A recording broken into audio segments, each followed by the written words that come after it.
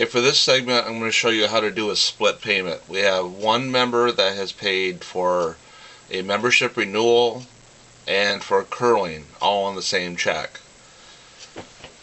First of all, we're at their starting page here. You get there by hitting home. We're already there. So you can go into either the customers button here, or customer center at the top. It'll take you into our list of customers or members. In this case, this is for Rob Pierce, and you can just click on the member there, or you can hit like the first letter and it'll take you to that alphabet letter or first name basis. Okay, first of all, he's paid for a membership that is due. You'll see the $20 that's owed here. That means he owes the $20 per membership. So we're going to go up here to the top and select new transaction, and then the drop down list we want to do a receive payment. You'll see it comes up with a customer payment window. Rob's name is automatically in the top. The amount is 0. At the bottom here you'll see this would be a list of invoices that are open, that are due. So it's $20. So as soon as we go over here to this checkbox here and click it, left click, you'll see that it put the checkbox there, but it also put the $20 amount at the top. You can change the date if you need to. In this case, the date's correct. Payment method, drop down list for that. In this case, it's a check. So he's done a check for both of these, but we can split it up. It doesn't matter how we do that. So put the check number over to the right, and the check number is 2756. Don't really need to do anything with memo, but you could if you want to. And at the bottom it says amount due, amount applied, and we've got a 0 balance basically. In this case, we want to do a save and close. Save and new would do the same thing. It would save it, but it would give you a new customer payment window if you had a whole list of these, but I've never had to do that. So just save and close, and it's applied. Okay, now the other part of the check is $20, or $22 is what's left on the balance of that, and that is just a general sales receipt. So same thing, go up to new transaction, select sales receipt, and very similar. All these are all pretty much kind of the same way. You'll see the customer name pop up in the top. The date is over towards the right side. There actually is a list of different type of receipts here. So you could do a special one, like I did a Second City one that had some special notes in there, but you don't have to use that. Our standard form is the MCB sales receipt. So select that. Go down to the list here, and you can type in.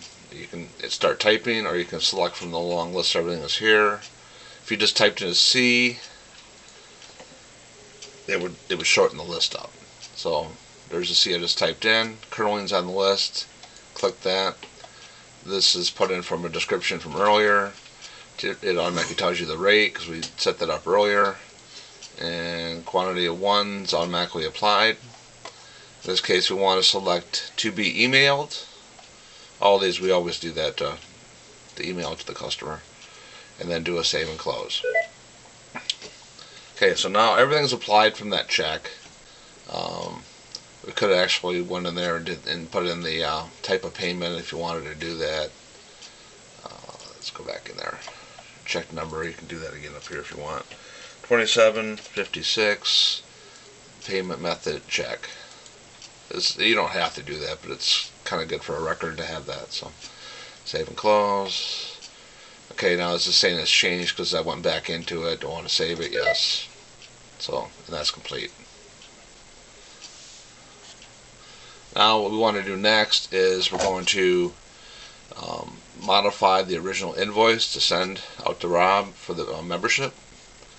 And this would be it right here, the $20 one. If you're not sure, you can there's only one invoice here that's of this year, so let's open that up. You'll notice it says paid up here because we received the payment, and all the information down here is below. What I like to do here is I go up and I highlight the date, do a Control C, membership renewal. I put it right behind that, do a space, Control V to paste, and then a dash, paste it again, just backspace, make it 09. So then the member's clear of his range of membership dates.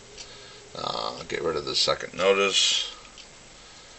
That's what we just put in there as a reminder to us that we've sent that. Down here, customer message, there is a whole list of different ones here.